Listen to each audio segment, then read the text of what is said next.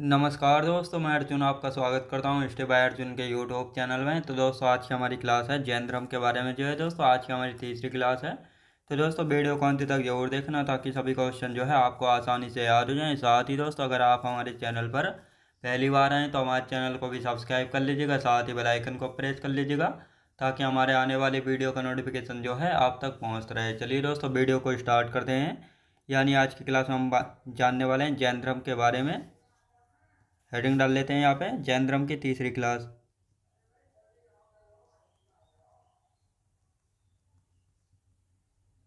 जैन धर्म की जो आज की हमारी तीसरी क्लास हो जाती है। तो दोस्तों, ये आज की क्लास में हम जानने वाले हैं ज्ञान मीमांसा के अनुसार जो है जैन सिद्धांत को दो भागों में जो है बांटा गया, अनेकांतवाद और स्यायवाद।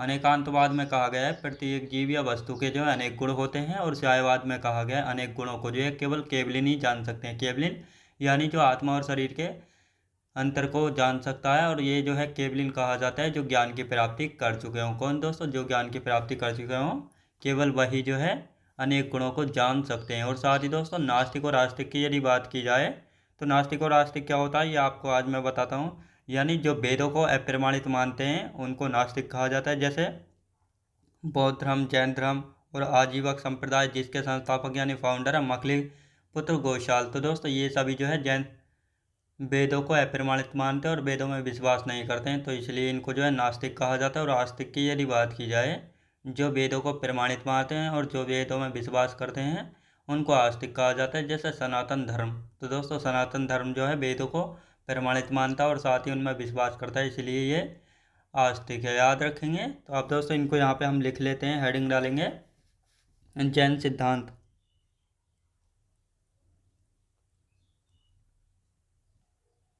जैन सिद्धांत, जैन सिद्धांत की यदि बात की जाए, ज्ञान मीमांसा, ज्ञान मीमांसा के अकॉर्डिंग जो है दोस्तों जैन सिद्धांत को दो भागों में बांटा गया है। तो ये दो भाग कौन कौन से हैं? पहला है दोस्तों अनेकांतवाद, दूसरा है स्यायवाद। अनेकांत अनेकांतवाद है, दूसरा कौन सा दोस्तों? दूसरा है स्यायवाद।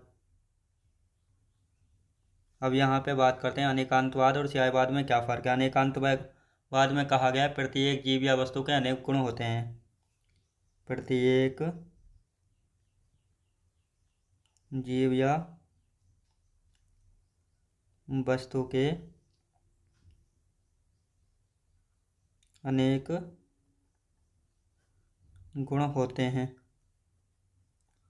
अनेक गुण होते हैं।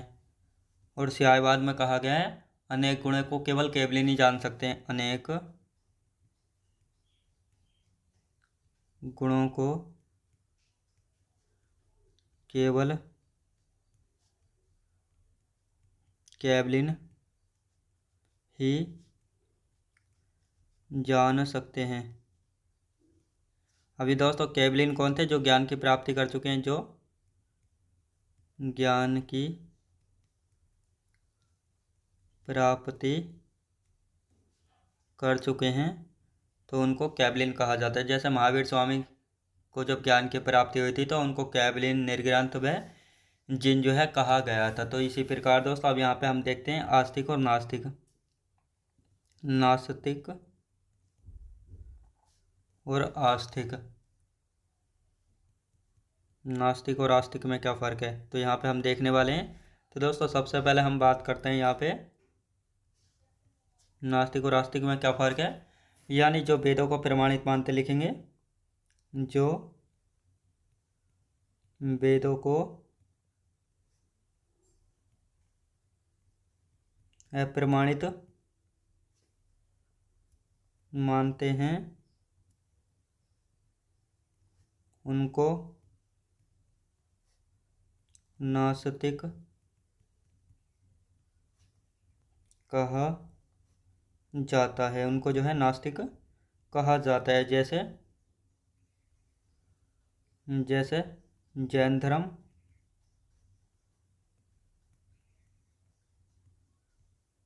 बौद्ध धर्म, आजीवक संप्रदाय,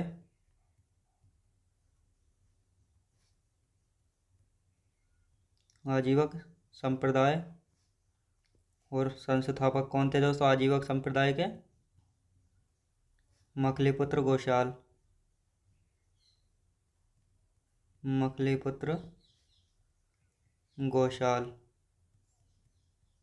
घोषाल। तो ये जो है दोस्तों आजीवक संप्रदाय के फाउंडर यानी कौन है? संस्थापक है। अब दोस्तों हम यहाँ पे आते हैं आस्तिक की, जो वेदों को प्रमाणित मानते हैं, जो वेदों को प्रमाणित मानते हैं उनको आस्तिक कहा जाता है। उनको जो है आस्तिक कहा जाता है। क्या कहा जाता है दोस्तों? उनको जो है आस्तिक कहा जाता है। जैसे सनातन धर्म, जैसे सनातन धर्म याद रखें दोस्तों, जैसे सनातन धर्म। तो ये आपको याद रखना है। अब दोस्तों हम यहाँ पे बात करते हैं षड दर्शन। षड दर्शन क्या होता है तो इसको भी जान लेते हैं। षड दर्शन में जो है 6 दर्शन दिए हुए हैं और उनके संस्थापक दिए हुए हैं। जैसे गौतम ने न्याय दर्शन दिया था, कपिल ने सांख्य दर्शन, कणाद ने दोस्तों वैशेषिक दर्शन, पतंजलि ने योग दर्शन, जैमिनी ने पूर्व मीमांसा और बादरायण ने उत्तर मीमांसा दिया है। तो इस प्रकार यहाँ से सीधा सीधा पूछा जाता है वैशेषिक दर्शन के संस्थापक कौन थे, यानी किसने दिया था? तो कणाद के द्वारा जो है दिया गया था। और साथ ही दोस्तों बौद्ध और जैन धर्म को मानने वाले शासक कौन कौन है, तो इन सभी के बारे में लिख लेते हैं और उसके बाद जो है आगे की चर्चा करेंगे। तो दोस्तों यहाँ पे लिखेंगे, अब हेडिंग डाल लेते हैं षड दर्शन। षड दर्शन।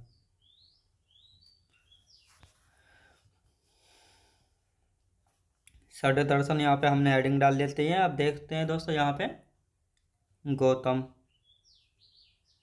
इन्होंने जो है दोस्तों न्याय दर्शन दिया था। न्याय दर्शन, इन्होंने न्याय दर्शन दिया। और यदि बात करते हैं कपिल की, कपिल इन्होंने क्या दिया था? इन्होंने सांख्य दर्शन दिया था। सांख्य दर्शन दिया इन्होंने, सांख्य दर्शन। और यदि बात करते हैं हम यहाँ पे कणाद, कणाद की यदि बात करते हैं, इन्होंने वैशेषिक दर्शन, क्या दोस्तों? वैशेषिक दर्शन दिया इन्होंने, वैशेषिक दर्शन दिया है। और यहाँ पे हम बात करते हैं तो दोस्तों पतंजलि, पतंजलि इन्होंने क्या दिया है? पतंजलि की बात की जाए तो इन्होंने योग दर्शन दिया। योग दर्शन, इन्होंने जो है योग दर्शन दिया है। अब यहाँ पे बात करते हैं जैमिनी, जैमिनी की बात करते हैं तो इन्होंने पूर्व मीमांसा दिया था। पूर्व मीमांसा, इन्होंने जो है दोस्तों पूर्व मीमांसा दिया। और यदि बात 6 की करते हैं बादरायण, इन्होंने क्या दिया था? बादरायण इन्होंने दिया था उत्तर मीमांसा, उत्तर मीमांसा याद रखें दोस्तों, इन्होंने उत्तर मीमांसा दिया था। अब इसका एक बार हम रिवीजन कर लेते हैं ताकि आप सभी को ये याद हो जाए। तो दोस्तों ज्ञान मीमांसा के अकॉर्डिंग जैन सिद्धांत को 2 भागों में बांटा गया है, स्यायवाद और अनेकांतवाद में। अनेकांतवाद में कहा गया है प्रत्येक जीव या वस्तु के अनेक गुण होते हैं, और स्यायवाद में यानी अनेक गुणों को केवल केवलिन ही जान सकते हैं। जो ज्ञान की प्राप्ति कर चुके हैं उनको कैवलिन कहा जाता है। कैवलिन जो आत्मा व शरीर के अंतर को समझ जाते हैं उनको दोस्तों कैवलिन कहा जाता है। और जिनको ज्ञान की प्राप्ति हुई वे केवल वही जो है वस्तुओं एवं जीवों के अनेक गुणों को जो है समझ सकते हैं। अब दोस्तों यहाँ पे हम बात करते हैं नास्तिक और आस्तिक में क्या फ़र्क है। जो वेदों को अप्रमाणित मानते हैं या वेदों में विश्वास नहीं करते हैं तो उनको जो है दोस्तों नास्तिक कहा जाता है। जैसे जैन धर्म, बौद्ध धर्म और आजीवक संप्रदाय, जिसके संस्थापक यानी फाउंडर है मकलीपुत्र घोषाल। तो ये तीनों जो है दोस्तों वेदों को अप्रमाणित मानते हैं, वेदों में विश्वास नहीं करते हैं, तो इसलिए इनको नास्तिक कहा जाता है। क्या दोस्तों? नास्तिक कहा जाता है। और आस्तिक की यदि बात की जाए तो जो वेदों को प्रमाणित मानते हैं उनको जो है आस्तिक कहा जाता है, यानी जो वेदों को प्रमाणित मानते हैं और उनमें विश्वास करते हैं तो उनको आस्तिक कहा जाता है। जैसे सनातन धर्म, ये वेदों को प्रमाणित मानता है और साथ ही वेदों में विश्वास करता है, इसलिए इसको आस्तिक कहा जाता है। षड दर्शन की यदि बात की जाए तो गौतम ने न्याय दर्शन दिया था, कपिल ने सांख्य दर्शन, कणाद ने दोस्तों वैशेषिक दर्शन, पतंजलि ने योग दर्शन दिया था, जैमिनी ने पूर्व मीमांसा और बादरायण ने उत्तर मीमांसा दिया था। याद रखें दोस्तों बादरायण ने जो है उत्तर मीमांसा। यहाँ से सीधा सीधा क्वेश्चन बनता है योग दर्शन किसके द्वारा दिया गया? पतंजलि के द्वारा। वैशेषिक दर्शन कणाद के द्वारा। यहाँ से सीधा सीधा क्वेश्चन जो है बनता है। बातें दोस्तों बौद्ध धर्म और जैन धर्म को मानने वाले शासक, तो यहाँ पे लिखेंगे बौद्ध धर्म व जैन धर्म को मानने वाले शासक। बौद्ध एवं जैन धर्म को मानने वाले शासक, यानी कौन कौन से शासक जैन धर्म को मानते हैं और कौन से शासक बौद्ध धर्म को मानते हैं, तो यहाँ पे हम देखने वाले हैं। सबसे पहले आते हैं दोस्तों बौद्ध धर्म। बौद्ध धर्म और इधर जैन धर्म। तो यहाँ पे हम लिखना स्टार्ट करते हैं। हर्षवर्धन, हर्षवर्धन, हर्षवर्धन। कनिष्क, कनिष्क हो गया। फिर आते हैं दोस्तों बिंबिसार, बिंबिसार हो गया। बिंबिसार। अशोक, अशोक। फिर आते हैं दोस्तों प्रसेनजीत, प्रसेनजीत हो गए। गोपाल, पाल वंश के शासक थे, पाल वंश के शासक थे। अब आते हैं दोस्तों जैन धर्म में। खारवेल, खारवेल। अजातशत्रु, अजातशत्रु। यहाँ पे बात करते हैं अमोघवर्ष, अमोघवर्ष। हम बात करते हैं दोस्तों चंद्रगुप्त मौर्य, चंद्रगुप्त मौर्य, चंद्रगुप्त मौर्य हो गए। यहाँ पे बात करते हैं दोस्तों उदयन, उदयन। और यदि बात करते हैं संप्रीति। तो दोस्तों कुछ ये शासक जैन धर्म को मानते थे और कुछ जो है बौद्ध धर्म को मानते थे, तो ये आपको याद रखना है। ये बौद्ध धर्म और ये जैन धर्म को मानने वाले शासक। अब दोस्तों आगे बढ़ते हैं। जैन धर्म से संबंधित तथ्य, यानी अब कुछ फैक्ट हैं जहाँ से जो है क्वेश्चन बनते हैं, तो उनको जो है लिखेंगे। जैन धर्म से संबंधित तथ्य, तो यहाँ पे हेडिंग डाल लेते हैं जैन धर्म से संबंधित तथ्य यानी फैक्ट। तो कौन कौन से जैन धर्म से संबंधित तथ्य यानी फैक्ट हैं जहाँ से जो है क्वेश्चन बनते हैं, तो एक एक करके जो है इनको लिख लेंगे ताकि आप सभी को ये अच्छे से याद हो जाए। तो कौन कौन से? सबसे पहले हम यहाँ पे बात करते हैं अजमेर का सोनी जी का नाश्य मंदिर लिखेंगे दोस्तों। अजमेर का, अजमेर का सोनी जी का, अजमेर का सोनी जी का नाश्य मंदिर, नाश्य मंदिर। ये दोस्तों किसको समर्पित है? यदि बात की जाए तो ये किसको समर्पित है? ये जो है ऋषभदेव को समर्पित है। और ये ऋषभदेव जी कौन थे? ये जैन धर्म के संस्थापक थे और पहले तीर्थंकर थे, तो ये आपको पता होना चाहिए। अब दोस्तों इस मंदिर को जो है सोनी जी के नाश्य मंदिर को लिखेंगे। इस मंदिर को, इस मंदिर को लाल मंदिर भी कहा जाता है। लाल नहीं, जल मंदिर कहा जाता है। क्या दोस्तों? लाल मंदिर जो है कहा जाता है। क्या दोस्तों? लाल मंदिर भी कहा जाता है, भी कहा जाता है। लाल मंदिर भी जो है कहा जाता है। और साथ ही दोस्तों इस मंदिर का निर्माण, इस मंदिर का निर्माण, इस मंदिर का निर्माण 11वीं नहीं 19वीं शताब्दी में हुआ था। 19वीं शताब्दी में हुआ, 19वीं शताब्दी में हुआ। याद रखें दोस्तों 19वीं शताब्दी में जो है हुआ था। अब दोस्तों यहाँ पे हम बात करते हैं जल मंदिर, जल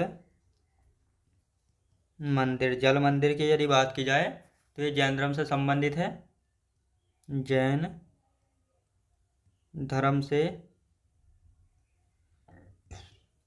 संबंधित है, जैन धर्म से जो है संबंधित है। अब दोस्तों यहाँ पे बात आती है, ये कहाँ पे है? बिहार के पावापुरी में, बिहार के पावापुरी में। कहाँ पे दोस्तों? बिहार के पावापुरी में है। और इसका निर्माण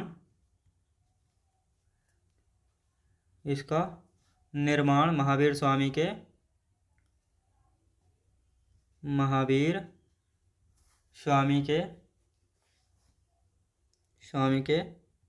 बड़े भाई नंदीवर्धन ने करवाया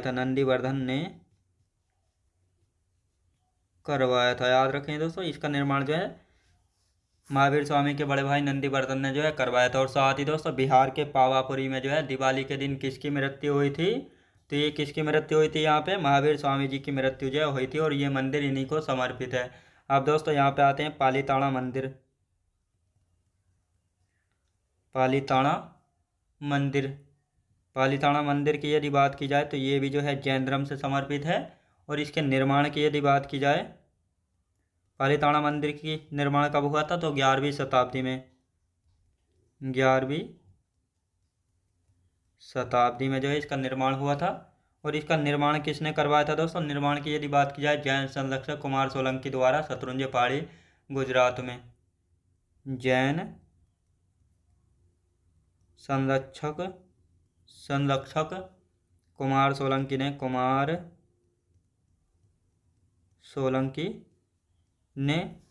कहाँ पे दोस्तों? शत्रुंजय पहाड़ी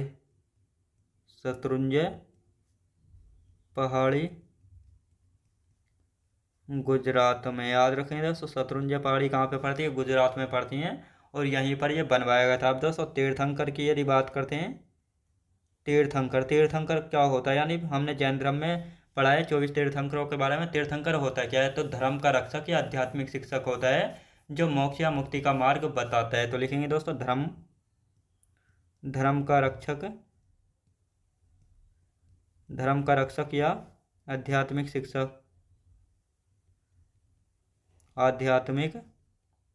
शिक्षक जो मोक्ष या मुक्ति का मार्ग बताता है। मुक्ति का मार्ग बताता है। याद रखें दोस्तों, जो किसका मार्ग बताता है? मोक्ष या मुक्ति का मार्ग जो है बताता है। तो ये आपको याद रखना है। अब आते हैं दोस्तों जैन मठों के बारे में। जैन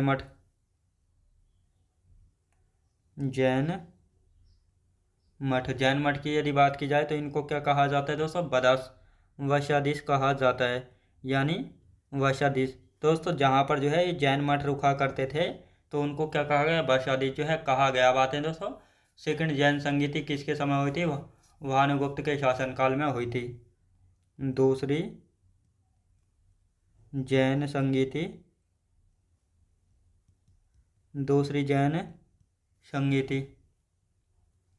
भानुगुप्त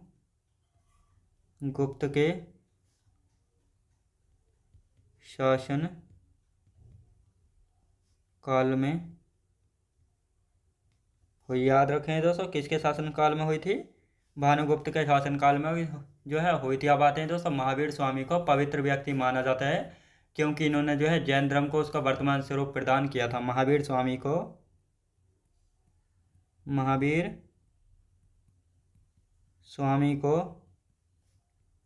पवित्र व्यक्ति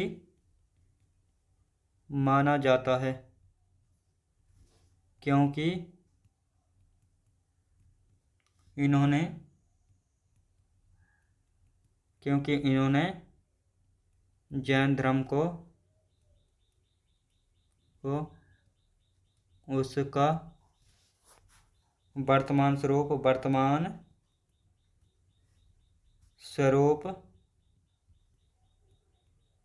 क्योंकि इन्होंने जैन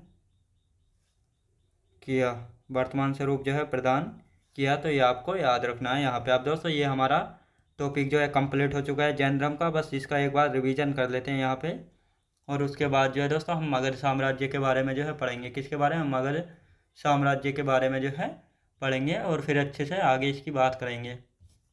तो दोस्तों यहाँ पे हम बात करते हैं बौद्ध एवं जैन धर्म को मानने वाले शासक। दोस्तों बौद्ध धर्म को मानने वाले शासक और जैन धर्म को मानने वाले शासक तो हर्षवर्धन, कनिष्क, बिंबिसार, अशोक, प्रसेनजीत, गोपाल जो कि पाल वंश के शासक थे। तो दोस्तों ये सभी शासक जो है जैन बौद्ध धर्म को मानने वाले थे। याद रखें दोस्तों, बौद्ध धर्म को मानने वाले थे यानी बौद्ध धर्म के अनुयायी थे। जैन धर्म के खारवेल, अजातशत्रु, अमोघवर्ष, चंद्रगुप्त मौर्य, उदयन और संप्रीति। तो ये सब कौन थे दोस्तों? ये जो हैं सब जैन धर्म के अनुयायी थे यानी जैन धर्म को मानने वाले थे। अब दोस्तों यहाँ पे हम बात करते हैं जैन धर्म को मानने वाले थे, तो ये आपको याद रखना है। अब यहाँ पे जैन धर्म से कुछ संबंधित तथ्य यानी फैक्ट हैं जहाँ से जो है क्वेश्चन बनते हैं, तो इनको भी जो है यहाँ पे देख लेते हैं। जैसे अजमेर का सोनी जी का नाश्या मंदिर, ये किसको समर्पित है? ऋषभ देव जी को जो है समर्पित है। किसको दोस्तों? ऋषभ देव जी को समर्पित है। इस मंदिर को लाल मंदिर के नाम से भी जाना जाता है और साथ ही इस मंदिर का निर्माण जो है 19वीं शताब्दी में हुआ था। जल मंदिर जैन धर्म से संबंधित है, ये भी बिहार के पावापुरी में है और इसका निर्माण जो है महावीर स्वामी के बड़े भाई नंदीवर्धन ने करवाया था और साथ ही बिहार के पावापुरी में जो है महावीर स्वामी जी की मृत्यु हुई थी दीपावली के दिन, इसलिए इनको समर्पित है ये जल मंदिर। याद रखेंगे। अब पालीताना मंदिर की यदि बात की जाए तो ये भी जैन धर्म से संबंधित है। 11वीं शताब्दी में इसको बनवाया गया था। जैन संरक्षक कुमार सोलंकी के द्वारा जो है इसको बनवाया गया था। शत्रुंजय पहाड़ी गुजरात में जो है इसको बनवाया गया था। तीर्थंकर की यदि बात की जाए तो इसका अर्थ होता है धर्म का रक्षक या आध्यात्मिक शिक्षक, जिसका काम होता है मोक्ष या मुक्ति का मार्ग बताना। याद रखें दोस्तों, बताता है। अब यहाँ पर जैन मठ यानी जहाँ पर जैन भिक्षु रहा करते थे तो उनको जैन मठ जो है कहा गया है। तो इनको जो है दोस्तों बसादीस कहा गया है जैन मठों को। दूसरी जैन संगीति भानुगुप्त के शासनकाल में हुई थी। दूसरी जैन संगीति कब हुई थी? 512 ईस्वी में हुई थी बल्लभी गुजरात में। देवर्षि क्षमा श्रवण इसके अध्यक्ष थे और साथ ही दोस्तों इसी दूसरी जैन संगीति में जो है बहुत जैन धर्म जो है 2 शाखाओं में बट गया था, श्वेतांबर शाखा और दिगंबर शाखा। श्वेतांबर शाखा के अध्यक्ष कौन थे दोस्तों? श्वेतांबर शाखा के अध्यक्ष थे स्थूलभद्र और दिगंबर के थे भद्रबाहु। तो ये आपको याद रखना है। अब महावीर स्वामी को पवित्र व्यक्ति माना गया था क्योंकि इन्होंने जैन धर्म को उसका वास्तविक स्वरूप जो है प्रदान किया था, इसलिए इनको पवित्र व्यक्ति जो है माना गया था। तो दोस्तों यह हमारा टॉपिक कंप्लीट हो चुका। अब आते हैं मगध साम्राज्य। तो मगध साम्राज्य के बारे में थोड़ा समझ लेते हैं। जैसा मगध साम्राज्य की यदि बात की जाए तो मगध जो है सबसे शक्तिशाली महाजनपद रहा था। इससे पहले जो है सबसे शक्तिशाली रहा था काशी महाजनपद। मगध की वर्तमान स्थिति की यदि बात की जाए तो ये पूर्वी उत्तर प्रदेश, बिहार व पश्चिम बंगाल में था। मगध साम्राज्य का उत्कर्ष जो है 6ठी शताब्दी बीसी माना जाता है और मगध साम्राज्य का शासनकाल जो है 544 बीसी से लेकर 185 बीसी तक जो है रहा था। अब दोस्तों मगध जो है सबसे शक्तिशाली था। इसका सबसे शक्तिशाली होने का रीजन क्या था? क्योंकि दोस्तों मगध जो है गंगा सोन पे गंडक नदी पर था और साथ ही दोस्तों यहाँ पर लोहे के भंडार पाए गए थे। साथ ही यहाँ से व्यापार अच्छा होता था और दोस्तों यहाँ पर जो है कृषि वगैरह अच्छी होती थी, तो यहाँ पर टैक्स जो है अच्छा होता था। तो इसीलिए जो है सबसे शक्तिशाली इसको माना गया है। जब ये सबसे शक्तिशाली था और इतनी सुविधाएं यहाँ पर एक साथ मिल रही हैं तो सभी राजा जो है इस पर शासन करना चाहते थे। तो इसीलिए जो है अब इस पर कौन कौन से वंश ने जो है शासन किया था इन सभी को हम क्रम से जानेंगे। तो अब बात आती है मगध पर सबसे प्राचीन शासन। मगध पर सबसे प्राचीन वंश कौन था? तो बृहद्रथ वंश था, जिसके फाउंडर यानी संस्थापक थे बृहद्रथ। और साथ ही दोस्तों इनका एक पुत्र था जरासंध, जिसने जो है राजधानी बनाई थी मगध की। क्या राजधानी बनाई थी? गिरिब्रज जो है बनाई थी। अब बृहद्रथ वंश के बाद जो है गद्दी पर कौन सा वंश आता है? मगध पर शासन करने वाले वंश आते हैं। सबसे पहला आया था बृहद्रथ के बाद हर्यक, फिर शिशुनाग, फिर नंद वंश, फिर मौर्य वंश। शिशुनाग मौर्य वंश के बाद शुंग वंश, फिर कड़म वंश और सातवाहन वंश। तो इन सारे वंशों को हम क्रम से जो है जानेंगे। अब दोस्तों यहाँ पे हम लिखना स्टार्ट करते हैं, हेडिंग डालेंगे मगध साम्राज्य। तो यहाँ पे हम हेडिंग डाल लेते हैं मगध साम्राज्य। मगध साम्राज्य। मगध साम्राज्य की यदि बात की जाए तो दोस्तों अब यहाँ पे हम एक मैप लेंगे ताकि आपको अच्छे से समझ में आ जाए ये मगध की स्थिति कहाँ पे है।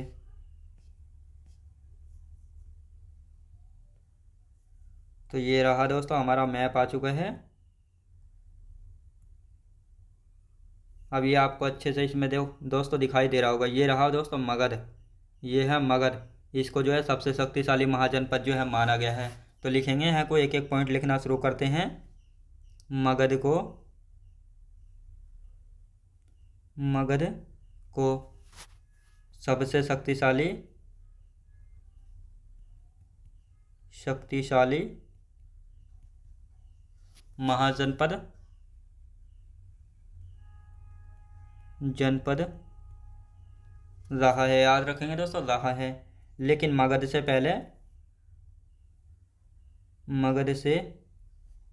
पहले काशी सबसे शक्तिशाली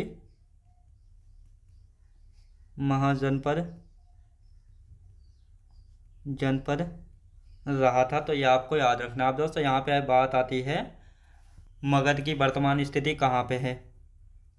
मगध की वर्तमान स्थिति यानी मगध था, इसकी वर्तमान स्थिति की यदि बात की जाए तो पूर्वी उत्तर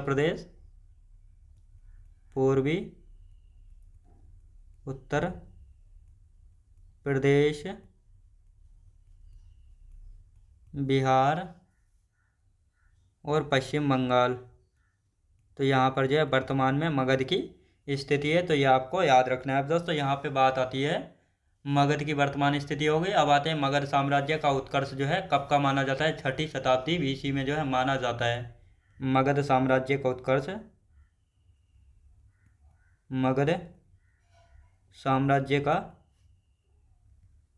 उत्कर्ष कब का माना जाता है दोस्तों। 6ठी शताब्दी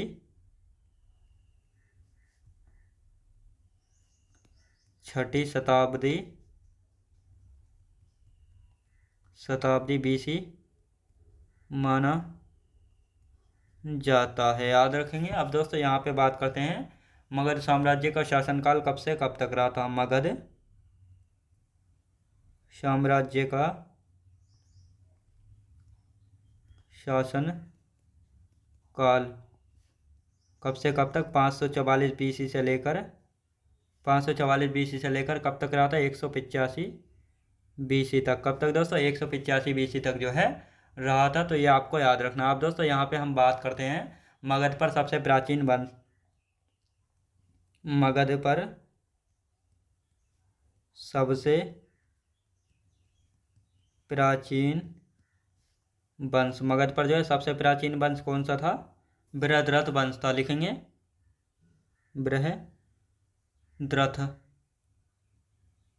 बृहद्रथ वंश था। और यदि फाउंडर यानी संस्थापक की बात की जाए, संस्थापक कौन थे दोस्तों। बृहद्रथ थे। ये भी आपको याद रखना है। और दोस्तों इनका एक पुत्र था, बृहद्रथ का एक पुत्र था जिसका नाम था जरासंध जो इनका पुत्र था। और इसने राजधानी बनाई थी। याद रखें दोस्तों, इसने जो है राजधानी किसको बनाया था मगध की। गिरिब्रज। याद रखें दोस्तों, गिरिब्रज राजधानी किसने बनाया था मगध की। ये बनाया था जरासंध ने। दोस्तों अब इसका एक बार रिवीजन कर लेते हैं यहाँ पे हम, और उसके बाद जो आगे की चर्चा करेंगे। यानी मगध साम्राज्य की बात करते हैं तो मगध को जो है सबसे शक्तिशाली महाजनपद जो है माना जाता है। और ये रहा मगध से पहले काशी महाजनपद जो है सबसे शक्तिशाली रहा था। मगध की वर्तमान स्थिति पूर्वी उत्तर प्रदेश, बिहार और पश्चिम बंगाल। मगध साम्राज्य का उत्कर्ष जो है 6ठी शताब्दी ईसा पूर्व माना जाता है। ईसा पूर्व या BC जो है माना जाता है। मगध साम्राज्य का शासनकाल जो है 544 BC से लेकर 185 BC तक जो है रहा था। तो ये आपको याद रखना है। अब यहाँ पर मगध पर जो है सबसे प्राचीन वंश की यदि बात की जाए तो बृहद्रथ वंश जो है मगध पर सबसे प्राचीन वंश था, जिसके फाउंडर यानी संस्थापक हैं बृहद्रथ। और इनका एक बेटा था, यानी कि इनका एक पुत्र था जरासंध, जिसने जो है मगध की राजधानी बनाई थी गिरिब्रज। याद रखें दोस्तों, मगध की राजधानी क्या बनाई थी। गिरिब्रज जो है बनाई थी। तो ये आपको याद रखना है। तो दोस्तों आज की क्लास जो हमारी यहीं तक रहेगी। और इससे आगे के जो वंश बचे हैं, जैसे मगध पर शासन करने वाले वंश क्रम से हर्यक, सुनाग, नंद, मौर्य, शुंग, कणव और सातवाहन, इनके बारे में हम कल को लिखेंगे अच्छे से। तो दोस्तों मैं उम्मीद करता हूँ आपको वीडियो क्वालिटी, कंटेंट वगैरह सभी कुछ आपको पसंद आया होगा। पसंद आया तो लाइक, शेयर और सब्सक्राइब करना बिल्कुल भी ना भूलें। साथ ही दोस्तों अगर आप हमारे चैनल पर पहली बार आएँ तो हमारे चैनल को भी सब्सक्राइब कर लीजिएगा। साथ ही बेल आइकन को प्रेस कर लीजिएगा ताकि हमारे आने वाले वीडियो का नोटिफिकेशन जो है आप तक पहुँचता रहे। चलिए दोस्तों मिलते हैं नेक्स्ट वीडियोज़ में।